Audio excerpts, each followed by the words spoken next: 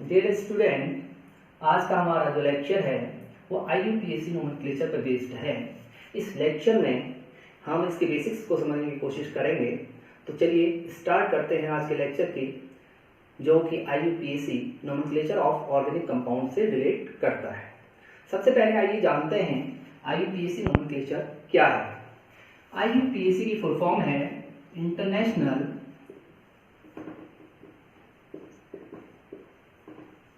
Union of pure and applied chemistry.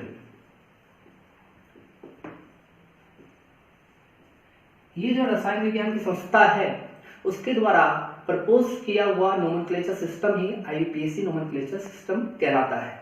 इस nomenclature system के अनुसार जो IUPAC नामकरण किया जाएगा वो बेस्ड होगा 3 चीजों पर, जिनमें से मुख्य है वर्ड रूट।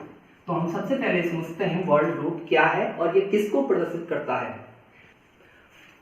वर्ड रूट का संबंध पेरेंट कार्बन चेन में उपस्थित कार्बन परमाणु की संख्या से होता है।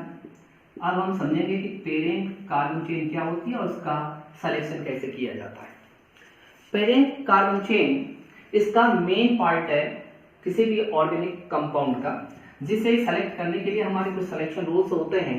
जैसे जैसे हम आगे ग्रुप वाइज को स्टडी करेंगे, इसके लिए प्रयुक्त होने वाले हम रूल्स भी लेते हुए चलेंगे। इस मेन पार्ट के बाद पीछे लगने वाला जो हिस्सा कहलाता है IUPAC नेमिंग का, वो कहलाता है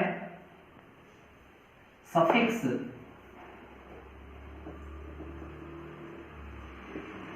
हिंदी में इसे हम अनुलग्न बोलते हैं, और इसका प्रारंभिक हिस्सा कहलाता है प्रीफिक्स। अब हम स्टडी करेंगे कि ये सफिक्स किन किन चीजों को प्रदर्शित करते हैं और किस प्रकार से इनकी नेमिंग की जाती है। सफिक्स 2 प्रकार के होते हैं। इनमें से एक होता है प्राइमरी सफिक्स, जो कि इस पेरेंट कार्बन चेन के सैचुरेशन या अनसैचुरेशन को रिप्रेजेंट करता है, और इसका संबंध पेरेंट कार्बन चेन के सैचुरेशन या अनसैचुरेशन से होता है। इसके साथ ही जो अगला सफिक्स हम इस्तेमाल करते हैं वह मेन फंक्शनल ग्रुप को रिप्रेजेंट करता है, और फंक्शनल ग्रुप वह ग्रुप होता है जिस पर किसी भी ऑर्गेनिक कंपाउंड की केमिस्ट्री डिपेंड करती है। इसी प्रकार हम प्रीफिक्स को डिस्कस करते हैं। प्रीफिक्स भी 2 टाइप के होते हैं, एक होता है प्राइमरी प्रीफिक्स और दूसरा होता है सेकेंडरी प्रीफिक्स। यहाँ पर मैंने क्रम उल्टा लिख दिया है। इसमें आप ध्यान रखेंगे सेकेंडरी प्रीफिक्स पहले लिखा जाएगा और सेकेंडरी के बाद आएगा प्राइमरी प्रीफिक्स। अब ये सेकेंडरी और प्राइमरी प्रीफिक्स किन किन चीजों को प्रदर्शित करते हैं इनको जानते हैं। प्राइमरी प्रीफिक्स का इस्तेमाल तब किया जाता है जबकि कोई साइक्लिक ऑर्गेनिक कंपाउंड होता है। असाइक्लिक ऑर्गेनिक कंपाउंड के केस में कोई प्राइमरी प्रीफिक्स नहीं जुड़ेगा। और इसी प्रकार हम जानते हैं कि सेकेंडरी प्रीफिक्स का इस्तेमाल किसके लिए होता है। सेकेंडरी प्रीफिक्स हमारे सब्स्टिट्यूट ग्रुप्स को रिप्रेजेंट करता है। सब्स्टिट्यूट ग्रुप्स वे ग्रुप्स होते हैं जो कि फंक्शनल ग्रुप के अतिरिक्त होते हैं, या कुछ ऐसे group like as F group, Cl group, Br group, I group, methyl group, ethyl group, ETC। इन सारे ग्रुप्स को रिप्रेजेंट करने के लिए ही हम सेकेंडरी प्रीफिक्स इस्तेमाल करते हैं। इस प्रकार किसी भी IUPAC नोमेनक्लेचर को लिखते समय प्रीफिक्स में वर्ड रूट और वर्ड रूट में सफिक्स जोड़ करके नाम नेमिंग की जाती है। अब वर्ड रूट कैसे लिखा जाता है। वर्ड रूट का संबंध हमने पहले ही जान लिया है कि पेरेंट कार्बन चेन से है। इस पेरेंट कार्बन चेन में जितने नंबर ऑफ कार्बन आइटम्स होते हैं उन्हीं के बेसिस पर वर्ड रूट लिखा जाता है। दैट मीन्स वर्ड रूट हमारा रिप्रेजेंट करता है नंबर ऑफ कार्बन आइटम्स को जो कि पेरेंट कार्बन चेन में उपस्थित होते हैं। इनके लिए जो वर्ड्स हम इस्तेमाल करते हैं वो मैंने यहाँ पर दर्शाए हुए हैं। C1 के लिए हम मैथ का इस्तेमाल करेंगे, C2 के लिए एग का इस्तेमाल होगा, C3 के लिए प्रॉप का, C4 के लिए ब्यूट का और इसी प्रकार C5 के लिए पेंट का। इसी प्रकार C6 के लिए हैव, C7 के लिए हैव एंड सो ऑन। अब हम प्राइमरी सफिक्स की बात करते हैं। अभी हमने जान लिया कि प्राइमरी सफिक्स कार्बन चेन के सैचुरेशन या अनसैचुरेशन को रिप्रेजेंट करते हैं। सैचुरेशन का मतलब है कि कार्बन चेन में उपस्थित सभी कार्बन एटम्स सिंगल बॉन्ड द्वारा जुड़े हुए हैं। अगर ये सिंगल बॉन्डेड हैं तो जो हम प्राइमरी सफिक्स ऐड करते हैं वो ऐड होता है ANEN। इसी प्रकार डबल बॉन्ड होने की स्थिति में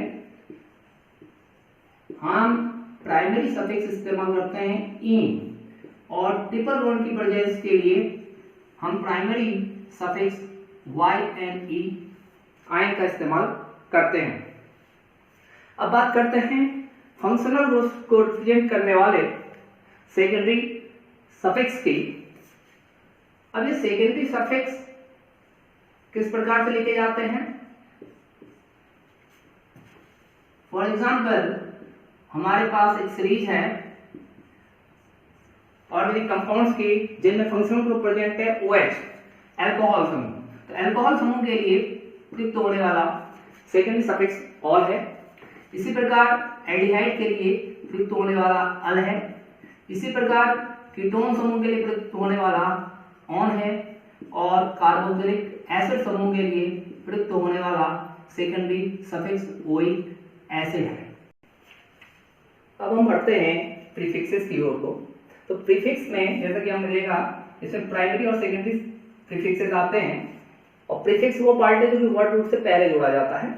प्राइमरी प्रीफिक्स केवल हमें बताता है कि ऑर्गेनिक कंपाउंड साइक्लिक है या एसाइक्लिक है। एसाइक्लिक होने की दशा में कोई भी प्राइमरी प्रीफिक्स आप नहीं जोड़ते हैं, और साइक्लिक होने की दशा में साइक्लो प्रीफिक्स जोड़ा जाता है। अब हम बात करते हैं सेकेंडरी प्रीफिक्स की, जो कि हम जान चुके हैं। Secondary prefix substituent groups like H, flow, FCl, Br, I, CS3, C2H5 को रिप्रेजेंट करता है। इनके लिए प्रयुक्त होने वाले जो प्रीफिक्सेस हैं वो होते हैं क्रमशः F के लिए फ्लू फ्लोरो, Cl के लिए क्लोरो, Br के लिए ब्रोमो, I के लिए आइडो, CS3 के लिए मिथाइल, C2H5 के लिए इथाइल, OCH3 के लिए मैथॉक्सी एंड सो ऑन। अब हम एक बार फिर से इन सभी टर्म्स को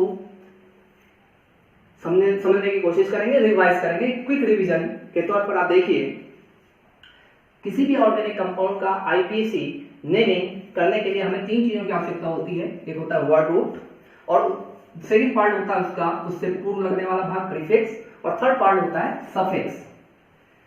वर्ड रूट मुख्य कार्बन श्रृंखला में उपस्थित कार्बन एटम्स की संख्या को प्रदर्शित करता है। इसे आप मेरे साथ नोट भी कर सकते हैं, जैसे कि यहाँ पर मैंने C1 से लेकर के C5 तक के लिए लिखा हुआ है।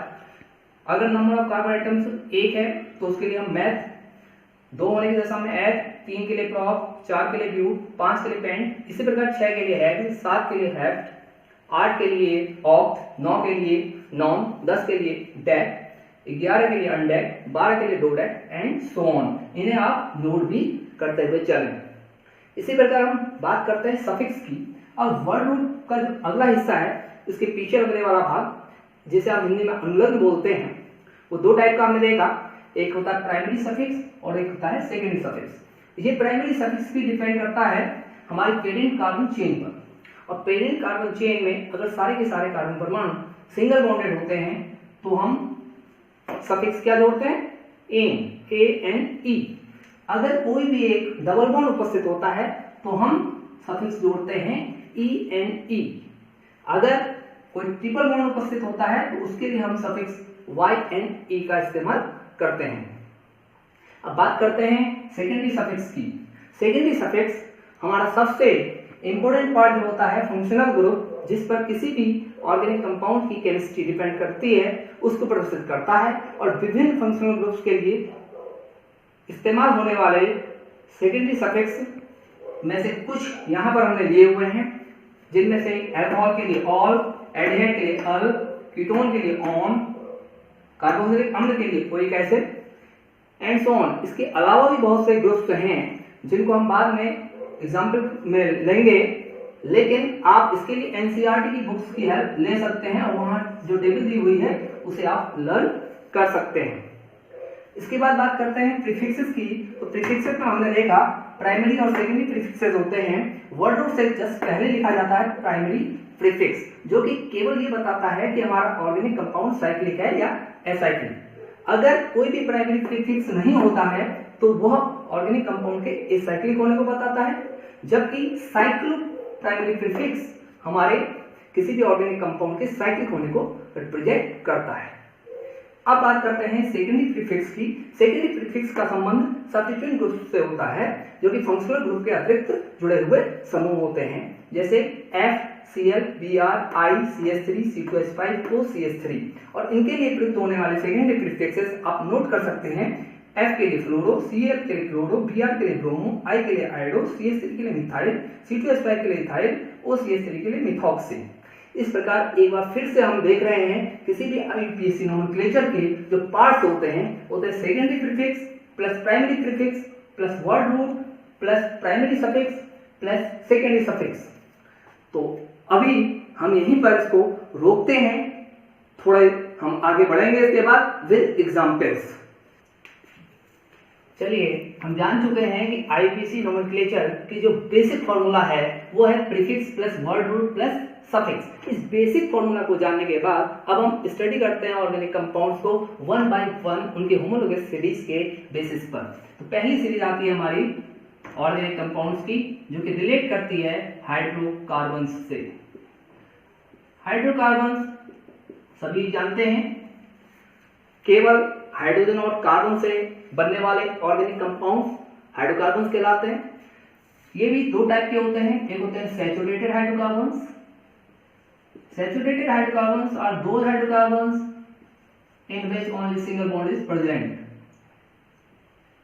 ऐसे हाइड्रोकार्बन जिनमें केवल और केवल एकल बंध उपस्थित होगा उन्हें हम सैचुरेटेड हाइड्रोकार्बन्स बोलेंगे। और इसके अलावा वे हाइड्रोकार्बन्स जिनमें मल्टीपल बॉन्ड, डबल बॉन्ड या ट्रिपल बॉन्ड प्रेजेंट होगा वो कहलाएगा अनसैचुरेटेड हाइड्रोकार्बन।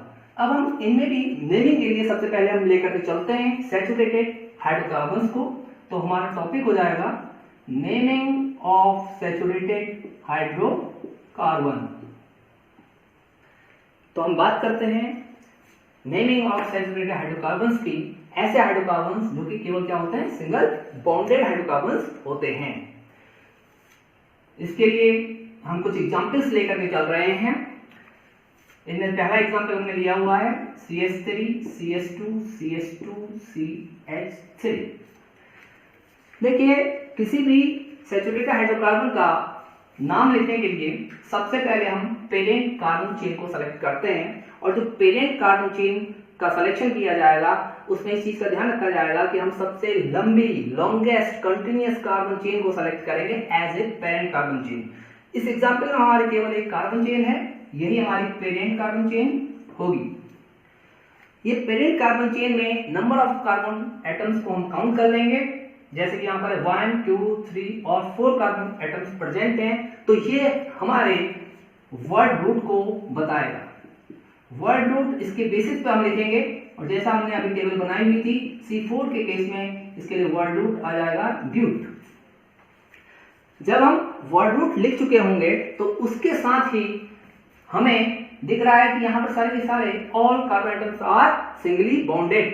तो सैचुरेटेड हाइड्रोकार्बन्स के केस में जो हम प्राइमरी प्रीफिक्स सफिक्स का इस्तेमाल करेंगे वो होगा एन, ANE, जैसा कि हमने पिछले स्टडी में जाना है। तो इसका टोटल नेम हो जाएगा ब्यूटेन। अब आपके दिमाग में क्वेश्चन अराइज होगा कि हमने प्राइमरी सफिक्स तो इस्तेमाल कर दिया है, सेकेंडरी सफिक्स क्या इस्तेमाल करेंगे। देखिए, यहाँ पर कोई भी फंक्शनल ग्रुप प्रेजेंट नहीं है, इसलिए कोई सेकेंडरी सफिक्स नहीं लगेगा। इसी प्रकार से इसमें कोई सब्स्टिट्यूएंट ग्रुप भी नहीं है, इसलिए हमारा प्रीफिक्स भी यहाँ पर नहीं लगेगा। और ये एसाइक्लिक कंपाउंड है तो हमारा प्राइमरी प्रीफिक्स साइक्लो भी नहीं इसमें जुड़ेगा, तो कंप्लीट नेमिंग हो जाएगी ब्यूटेन। अब बढ़ते हैं सेकेंड एग्जाम्पल की ओर। इस सेकेंड एग्जाम्पल में हमने ब्रांच चेन भी ली हुई है, सब्स्टिट्यूएंट ग्रुप भी लिया हुआ है। जैसा कि हम देख रहे हैं कि इसमें अब पेरेंट कार्बन चेन को सेलेक्ट करना हमारे लिए कठिन है। इससे पहले वाले एग्जाम्पल में तो एक ही कार्बन चेन थी और उसी को हमने as a parent carbon chain select किया। जैसा कि हम यहाँ पर देख रहे हैं, एक कार्बन चेन हमारी ये बन रही है, एक कंटिन्यूअस कार्बन चेन हमारी सीधी बन रही है स्ट्रेट कार्बन चेन, और एक कार्बन चेन हमारी ये बन रही है। तो इस प्रकार हमारे पास 3 कार्बन चेन अवेलेबल हैं। इन कार्बन चेन में से कौन सी carbon chain parent carbon chain कहलाएगी, ये डिपेंड करेगा कि किसमें सबसे अधिक number of carbon atoms present हैं, क्योंकि वही आपकी लॉन्गेस्ट कंटिन्यूअस कार्बन चेन होगी। तो ये पहला जो चेन सिलेक्शन रूल है फॉर सैचुरेटेड हाइड्रोकार्बन्स, वो आप ध्यान में रख लें, उसको नोट डाउन भी कर लें कि हम उस कार्बन चेन को पेरेंट कार्बन चेन की तरह सेलेक्ट करते हैं जिसमें सबसे अधिक नंबर ऑफ कार्बन एटम्स हों। जैसा कि हम देख पा रहे हैं यहाँ पर पहली वाली चेन में, इस वाली चेन में केवल 1 2 3 4 कार्बन एटम है। सेकेंड वाली चेन जो स्ट्रेट चेन हमने चूज की थी इसमें 1 2 3 4 5 एंड 6 कार्बन एटम्स हैं, और जो थर्ड वाली हमने ली हुई है इसमें 1 2 3 4 5 6 एंड 7 कार्बन एटम्स हैं। तो इस प्रकार number of carbon atoms 7 maximum है, इसलिए हमारी ये वाली जो चेन होगी वो क्या होगी, पेरेंट कार्बन चेन होगी। तो सबसे पहली जो हमारी प्रॉब्लम थी पेरेंट कार्बन चेन सिलेक्शन की, वो हमने सॉल्व कर ली है। और ये आपने दिमाग में बिठा के रखना है कि किस प्रकार सैचुरेटेड हाइड्रोकार्बन्स की नेमिंग में पेरेंट कार्बन चेन को सेलेक्ट किया जाता है। अब पेरेंट कार्बन चेन सेलेक्ट होने के बाद इसका वर्ड रूट हम लिख सकते हैं, क्योंकि नंबर ऑफ कार्बन एटम 7 है, इसलिए इसका वर्ड रूट हो जाएगा हैप। और पीछे जो हम प्राइमरी और सेकेंडरी सफिक्सेस इस्तेमाल करते हैं उनका संबंध किससे होता है, प्राइमरी सफिक्स किससे संबंधित था, वो ये बताता है कि कार्बन चेन सैचुरेटेड है या अनसैचुरेटेड है। और सैचुरेटेड होने की दशा में इसमें हम प्राइमरी सफिक्स क्या जोड़ते हैं, एन। तो हमारा जो अभी तक का नाम हो गया वो हो गया हेप्टेन। सेकेंडरी सफिक्स इसमें लगेगा नहीं क्योंकि फंक्शनल ग्रुप अब्सेंट है। अब जरा देखिए इसमें हमारे पास सब्स्टिट्यूएंट ग्रुप भी मौजूद हैं। अब बढ़ते हैं प्रीफिक्सेस की ओर। तो प्राइमरी प्रीफिक्स यहाँ पर यूज नहीं होगा क्योंकि ये एक एसाइक्लिक कंपाउंड है। चक्रीय कंपाउंड होने की दशा में ही आप साइक्लो प्रीफिक्स का इस्तेमाल करते हैं, तो प्राइमरी प्रीफिक्स नहीं लगेगा। अब बढ़ते हैं सेकेंडरी प्रीफिक्स की ओर। और सेकेंडरी प्रीफिक्स हमारा सब्स्टिट्यूएंट ग्रुप को रिप्रेजेंट करता है। यहाँ पर देख पा रहे होंगे आप इस स्ट्रेट कार्बन चेन के अलावा भी 2 साइड चेन्स हैं, एक में ये CH3 ग्रुप और एक में ये Cl ग्रुप लगा हुआ है। तो 2 सब्स्टिट्यूएंट ग्रुप हमारे पास हैं, इनकी नेमिंग हमें करनी है, इनको हमने जोड़ना है एज ए सेकेंडरी प्रीफिक्स। अब इनको जोड़ने के लिए इनकी लोकेशन को भी हमें प्रदर्शित करना होगा, रिप्रेजेंट करना होगा। इसके लिए हमें नंबरिंग करने की आवश्यकता पड़ेगी। तो ये जो कार्बन चेन है उसमें नंबरिंग कैसे की जाती है, इससे रिलेटेड एक रूल मैं आपको बताता हूं। उस रूल के अकॉर्डिंग हम नंबरिंग उस सिरे से करेंगे जिस सिरे से इन प्रतिस्थापित समूहों को मिलने वाला क्रमांक क्या हो, मिनिमम हो। इसको हम लोएस्ट नंबरिंग रूल भी कहते हैं। जैसे हम यहां से देख रहे हैं, इस सिरे से अगर हम स्टार्ट करते हैं 1 2 3 4 5 6 7 1 2 3 4 5 6 7 देख पा रहे हैं। तीसरा नंबर मिल रहा है मिथाइल ग्रुप को और छठा नंबर मिल रहा है हमारा Cl को। और अगर हम राइट टू लेफ्ट मूव करते हैं तो हमारी नंबरिंग होती है 1 2 3 4 5 6 एंड 7। इस दशा में आप देख रहे हैं कि Cl जो प्रतिस्थापित समूह है उसको क्रमांक क्या मिल रहा है, 2 का मिल रहा है। तो चूंकि number 2 is lesser than number 3, तो इसलिए हमारा जो सही नंबरिंग होगा वो फ्रॉम राइट टू लेफ्ट होगा और इसी आधार पर हम नंबरिंग करेंगे। तो इस रूल को भी आप माइंड में बिठा के रखें। अब हम नेमिंग करेंगे। नेमिंग के पहले पार्ट की ओर को पढ़ेंगे जिसमें हम सेकेंडरी प्रीफिक्स को लिखेंगे। अब इसमें दो ग्रुप हैं सब्स्टिट्यूएंट ग्रुप। एक है मिथाइल, CH3 के लिए प्रयुक्त होने वाला प्रीफिक्स मिथाइल होता है और Cl के लिए होता है क्लोरो। इनमें अल्फाबेटिकली हम देख लेंगे कि क्लोरो पहले आता है, C पहले आता है, M बाद में आता है, तो पहले क्लोरो को लिखेंगे और फिर मिथाइल ग्रुप को लिखेंगे। तो क्लोरो ग्रुप की पोजीशन क्या है, ये पेरेंट कार्बन चेन के सेकंड कार्बन से अटैच्ड है, तो हम लिख देंगे 2 क्लोरो। अब हम मिथाइल ग्रुप की लोकेशन को रिप्रेजेंट करेंगे और ये आपके फिफ्थ कार्बन से अटैच्ड है, तो यहां पर 5 मिथाइल लिखेंगे। अब हमारा जो कंप्लीट नेम हो जाएगा वो हो जाएगा 2 क्लोरो 5 मिथाइल हेप्टेन। तो हमारा कंप्लीट नेमिंग हो गई 2 क्लोरो 5 मिथाइल हेप्टेन। इस प्रकार से हम कंप्लीट नेमिंग कर लेंगे किसी भी सैचुरेटेड हाइड्रोकार्बन की। इन एग्जांपल्स की मदद से हम ये चीज जान चुके हैं कि सैचुरेटेड हाइड्रोकार्बन की नेमिंग के लिए हमें दो चीजें जानना बड़ी आवश्यक है और ये है, पहला है पेरेंट कार्बन चेन का सिलेक्शन। इस सिलेक्शन के लिए हम जो रूल फॉलो करते हैं वो हम सीख चुके हैं कि हम उस कार्बन चेन को पेरेंट कार्बन चेन की तरह लेंगे जिसमें सबसे अधिक कार्बन आइटम प्रेजेंट होंगे। सेकेंड रूल जो होता नंबरिंग का। नंबरिंग हम कहां से करेंगे, तो नंबरिंग के लिए हमारे पास रूल आता है कि नंबरिंग हम उस सिरे से प्रारंभ करते हैं जिससे प्रतिस्थापित समूह सब्स्टिट्यूएंट ग्रुप को मिलने वाला नंबर क्या हो, मिनिमम हो। इन दोनों रूल्स को आप अप्लाई करें और सैचुरेटेड हाइड्रोकार्बन्स के विभिन्न एग्जांपल लेकर के अपनी प्रैक्टिस करें, तो इनकी नेमिंग में आपको कोई दिक्कत नहीं आएगी, ऐसा मैं समझता हूं। अब हम बढ़ते हैं अपने अगले अनसैचुरेटेड हाइड्रोकार्बन्स की ओर। बढ़ते हैं अनसैचुरेटेड हाइड्रोकार्बन की नेमिंग की ओर। तो हम जानते हैं अनसैचुरेटेड हाइड्रोकार्बन्स की नेमिंग कैसे की जाती है। Unsaturated hydrocarbons means those hydrocarbons which contain multiple bonds, double bond और ट्रिपल बॉन्ड। इनकी नेमिंग के लिए भी हम रूल्स वही फॉलो करेंगे जो कि हमने इससे पहले सैचुरेटेड हाइड्रोकार्बन्स के केस में किए हुए हैं। सबसे पहले पेरेंट कार्बन चेन सिलेक्शन।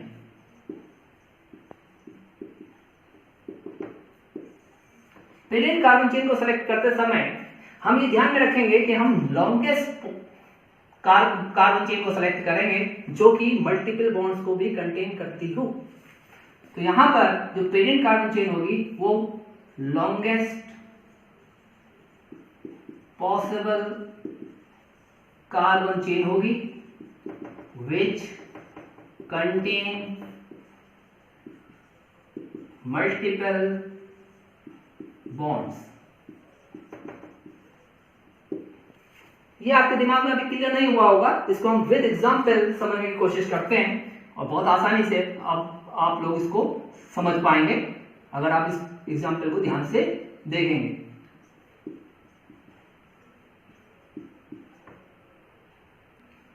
तो चलिए इस पेरेंट कार्बन चेन सिलेक्शन को समझते हैं एक एग्जांपल के द्वारा।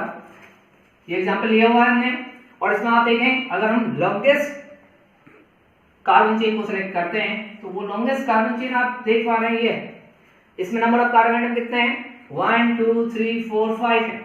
अगर हम स्ट्रेट कार्बन चेन को सेलेक्ट करते हैं तो इसमें नंबर ऑफ कार्बन आइटम कितने हैं, 1 2 3 4।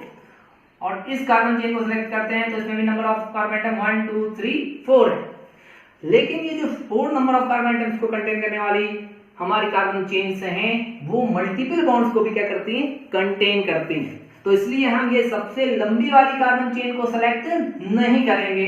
हम किसको सेलेक्ट करेंगे, हम उस लंबी कार्बन चेन को सेलेक्ट करेंगे जिसमें multiple bond that means double bond present होगा। तो हमारी ये स्ट्रेट कार्बन चेन भी हो सकती है, हमारी वाली कार्बन चेन भी हो सकती है। किसी एक कार्बन चेन को हम सेलेक्ट कर लेंगे, जैसे कि हमने ये स्ट्रेट वाली कार्बन चेन को सेलेक्ट कर लिया है। देखिए हमारी जो longest possible carbon chain which contain multiple bond कौन सी होगी, ये स्टेट वाली कार्बन चेन होगी। इसको हमने सेलेक्ट कर लिया है, ये हमारी क्या है, पेरेंट कार्बन चेन होगी।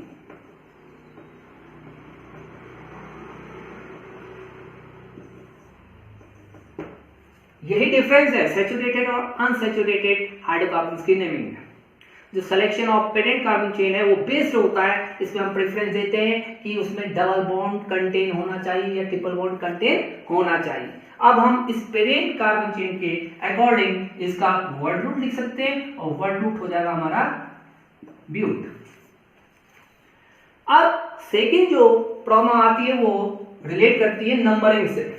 हमने अभी सैचुरेटेड हाइड्रोकार्बन के केस में देखा था, हमने किसको प्रेफरेंस दी थी, हमने प्रेफरेंस दी थी सब्स्टिट्यूएंट ग्रुप को, हमने प्रेफरेंस दी थी साइड चेन को। जहां से साइड चेन या सब्स्टिट्यूएंट ग्रुप नजदीक पड़ रहा था हमने उस सिरे से नंबरिंग स्टार्ट की थी। लेकिन यहाँ पर इससे भी पहले प्रेफरेंस हम किसको देंगे, हम प्रेफरेंस देंगे मल्टीपल बॉन्ड को। हम उस सिरे से नंबरिंग स्टार्ट करेंगे जहां से मल्टीपल बॉन्ड को मिनिमम नंबरिंग प्राप्त हो। अब जरा देखें, इसमें अगर हम बाएं से दाएं ओर चलते हैं तो 1 2 3 4 हमारा मल्टीपल बॉन्ड डबल बॉन्ड के पहले कार्बन एटम को मिलने वाला क्रमांक है 3। जबकि अगर हम from right to left move करते हैं तो हमारी नंबरिंग इस तरीके से होगी 1 2 3 एंड 4। और इस नंबरिंग में हम देख रहे हैं कि हमारा जो फर्स्ट कार्बन है ऑफ डबल बॉन्ड वो कंटेन कर रहा है कौन से नंबर को, नंबर 1 को। तो इसलिए यही हमारी क्या होगी, सही नंबरिंग होगी।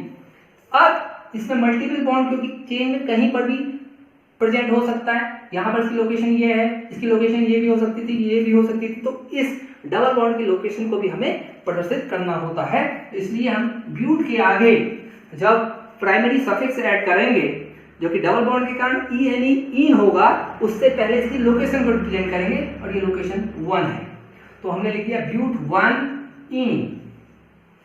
ये हमारा वर्ड रूट और वर्ड रूट के पीछे का हिस्सा सफिक्स कंप्लीट हो गया। अब चूंकि इसमें एक सब्स्टिट्यूएंट ग्रुप प्रेजेंट है और सब्स्टिट्यूएंट ग्रुप प्रेजेंट होने के कारण प्रीफिक्स जुड़ता है सेकेंडरी प्रीफिक्स, तो वो सेकेंडरी प्रीफिक्स अब हमें वर्ड रूट के आगे जोड़ना है। तो हम जोड़ेंगे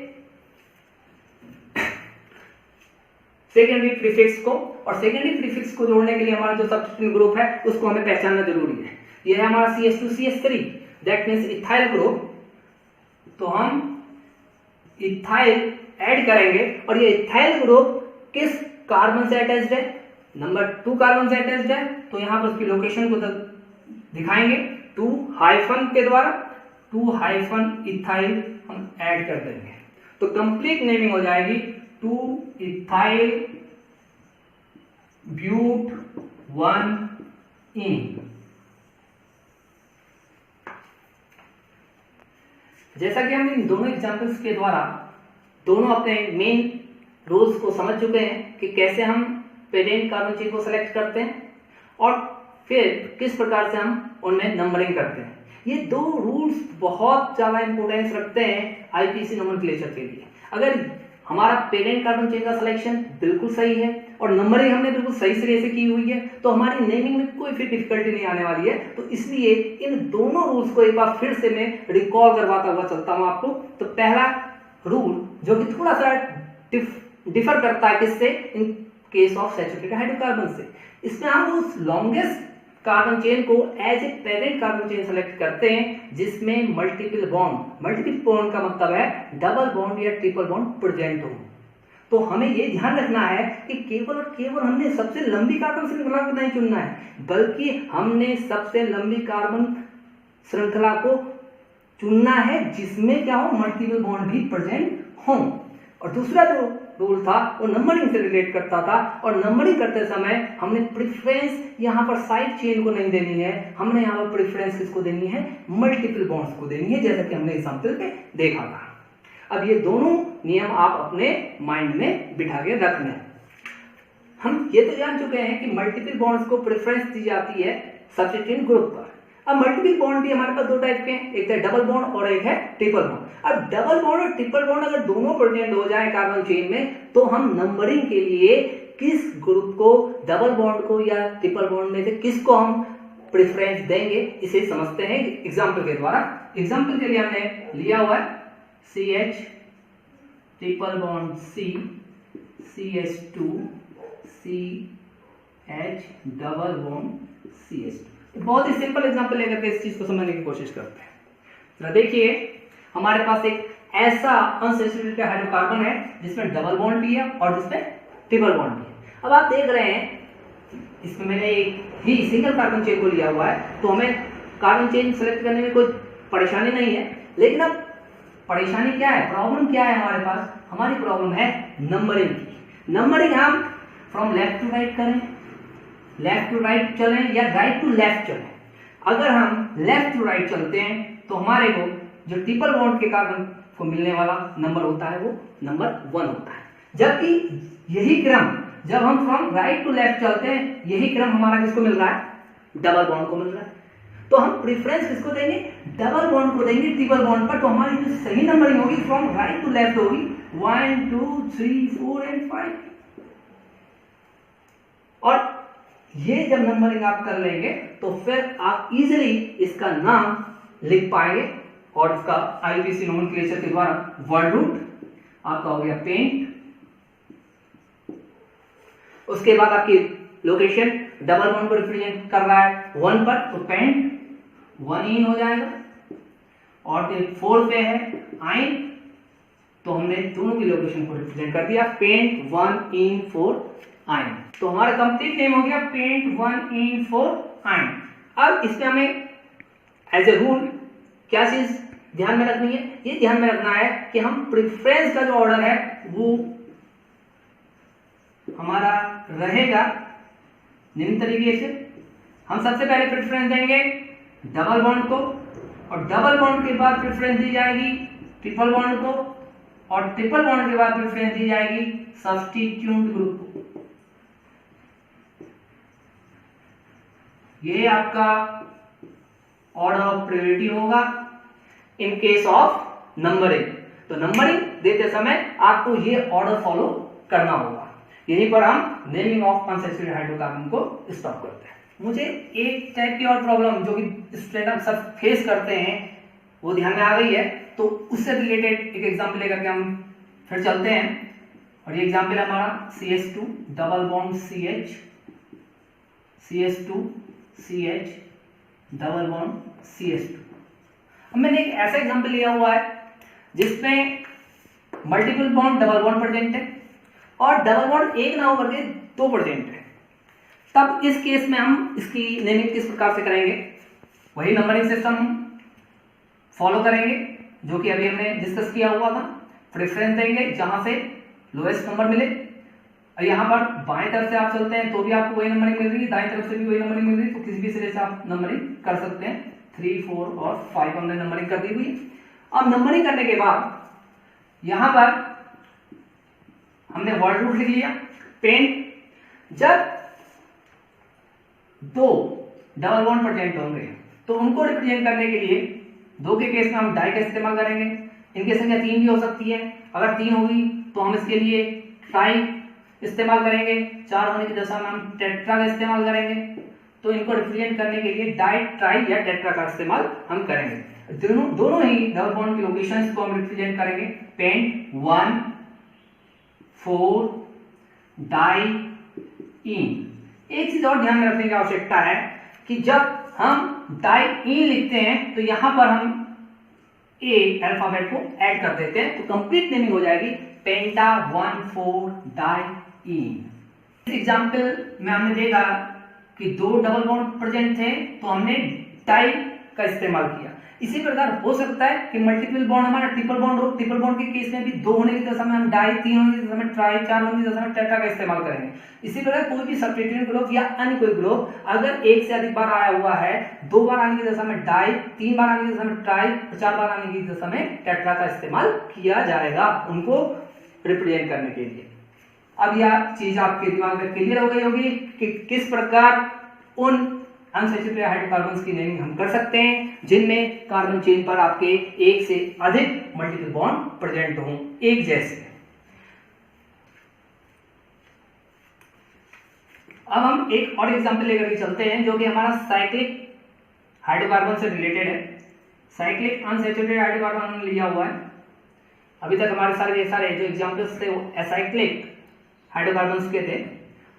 ये हमारा एक साइक्लिक अनसैचुरेटेड हाइड्रोकार्बन का एग्जांपल है। इसकी नेमिंग कैसे की जाती है? सबसे पहले क्योंकि इसमें जो आपकी कार्बन चेन है वो साइक्लिक है, तो वही आपकी पेरेंट कार्बन चेन होगी। नंबरिंग अभी आप उसके लिए फिर वही रूल फॉलो करेंगे, लेकिन नंबरिंग को अभी ध्यान में नहीं रखना है। केवल पहले number of carbon atoms count करने हैं, 1 2 3। 3 आपके पास नंबर ऑफ कार्बन एटम्स हैं, तो आपका वर्ड रूट हो जाएगा प्रोप। अब नंबरिंग कहां से शुरू करेंगे? प्रेफरेंस देंगे आप डबल बॉन्ड को, तो डबल बॉन्ड को मिनिमम क्रमांक मिलना है, तो आपने नंबरिंग शुरू कर दी 1 2 3। तो आपका प्रोप 1 इन नेमिंग हो जाएगी, ये आपका वर्ड रूट आ गया और ये आपका सफिक्स आ गया। अब इसके आगे क्योंकि साइक्लिक कंपाउंड है, प्राइमरी प्रीफिक्स आप जोड़ देंगे साइक्लो, और आपका कंप्लीट नेम हो जाएगा साइक्लोप्रोप 1 इन। इस प्रकार से साइक्लिक अनसैचुरेटेड हो या सैचुरेटेड हो हाइड्रोकार्बन की नेमिंग भी आप आसानी से कर सकते हैं। मैंने कोशिश की कि डिफरेंट टाइप के एग्जांपल्स लेकर के आपको इनकी नेमिंग को क्लियर करा सकूं। अगर फिर भी आपको कोई प्रॉब्लम है तो आप कमेंट बॉक्स में लिख सकते हैं और कोई अपने क्वेरीज पूछ सकते हैं। इसी के साथ हम आज का लेक्चर यहीं पर समाप्त करते हैं।